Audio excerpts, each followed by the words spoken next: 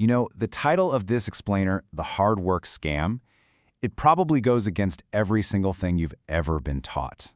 I mean, we're all told that hard work is the magic bullet, the answer to all of life's problems. But what if it's not?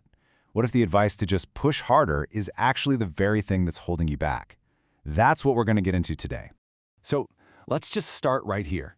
This quote, it's from someone who followed that work harder rule all the way to its breaking point. And look where it left them, feeling like a walking corpse.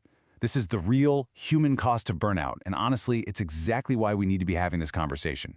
And that incredibly personal story, it leads us right into our first section, the burnout trap. It's this vicious cycle that, let's be real, so many of us get caught in without even noticing it's happening. I mean, this is the message we get from literally everywhere, right? From school, from our jobs, from society in general. You get a B on a test? Oh, you just need to study harder. Not making enough money? Well, just work more hours. It's sold to us as this simple, universal fix for any problem you could possibly face. And this is the question at the heart of everything we're talking about. What if that one-size-fits-all advice isn't just a little bit off? What if it's fundamentally completely wrong? What if it's a trap that's designed to just drain our energy for absolutely nothing? So let's dive in. Let's really break down what I'm calling the hard work scam and explore why more effort doesn't always or even usually lead to more success. Okay, look at this. This comparison really gets to the core of the problem because it shows that the whole idea of effort isn't this universal thing. It's not a fixed unit of measurement. For a neurotypical person, yeah, jumping into a class discussion might feel pretty easy, almost effortless. But for someone dealing with ADHD or depression, that exact same task can take a monumental amount of energy. So when we just say, try harder, we're totally ignoring that everyone is starting from a completely different energy level. And this is where it really hits home. Effort does not equal success. It just doesn't. Think about the person working 3 part-time jobs with no benefits just to keep their head above water. Are they not working hard enough? Of course not. Or the gamer who's poured 10,000 hours into a game but is still stuck in a low rank. And maybe the most painful one, the successful professional who did everything they were supposed to do, worked incredibly hard, and now they're standing on top of a mountain of success feeling completely miserable because it wasn't ever the mountain they wanted to climb in the first place. Now, I know this all sounds pretty discouraging, but I promise there is a way out. And it starts with a really simple shift in how you see the problem. We can understand it through this great analogy, the misaligned box. Okay, picture this. You're trying to put the lid on a board game box, right? But it's just a little bit off. It's misaligned. Your first instinct, the hard work instinct, is to just jam it on there, push down with all your strength. But it won't budge. You're just wasting all this energy. But what's the real solution? It's not more force. It's to stop, to pause for a second and just slightly reorient the lid. And then what happens? It slides on perfectly, almost no effort at all. And that right there, that's the whole point. When you keep hitting a wall, when things just aren't working, the answer isn't more brute force, it's better understanding. It's about pausing and asking, wait a minute, what's actually misaligned here? What's the tiny little shift I can make that will change everything? So if we're going to throw out that old, busted map that just says work harder on every single road, what do we replace it with? Well, we need a new compass, something to actually guide our actions.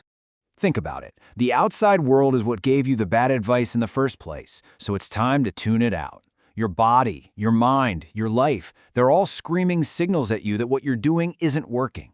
The new way forward is to actually learn how to listen to those internal signals instead of just gritting your teeth and powering through them. So, what are we listening for exactly? We're listening for this: contentment. And let's be really clear about what this means. Contentment is not happiness. It's not excitement. It's that feeling of peace you get after you've done something. It is the complete and total opposite of regret.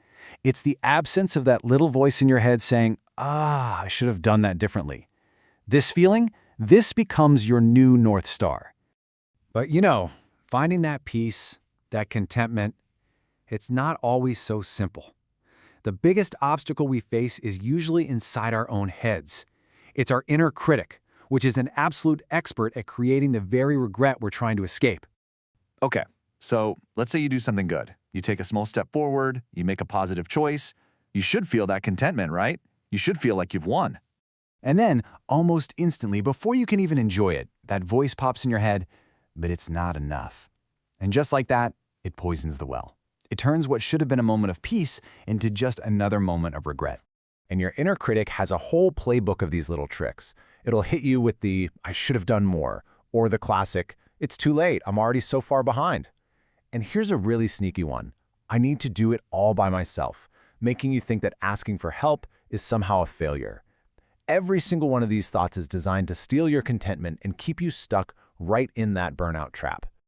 So, how in the world do we fight back against that voice? Well, the answer is in shifting our goal entirely.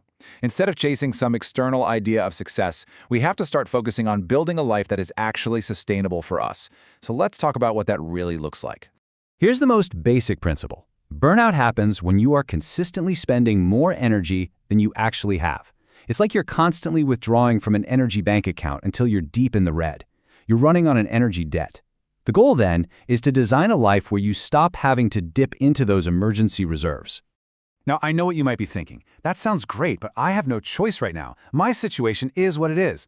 And you know what? That might be true. So the first step is just to acknowledge that, to be honest about where you are. But then the work changes. Instead of just pushing harder at the same things, you start putting your effort towards reducing the demands on you over time. You don't have to fix everything at once. Just aim to improve your life by 1 or 2%. That's a goal you can actually hit. And please, hold on to this idea. It is such a powerful message of hope. Where you are right now is not your final destination. Feeling powerless today doesn't mean you can't start building power for tomorrow.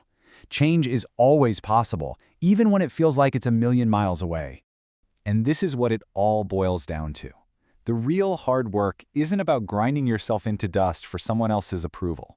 The hardest and most important work you can do is the slow, intentional process of reclaiming your power to choose. Building a life that has more options, more agency, that is the work that truly matters. So I'm going to leave you with this question to chew on. This isn't about some massive life overhaul overnight. Just think about tomorrow. What's one small, tiny thing you could do to build just 1%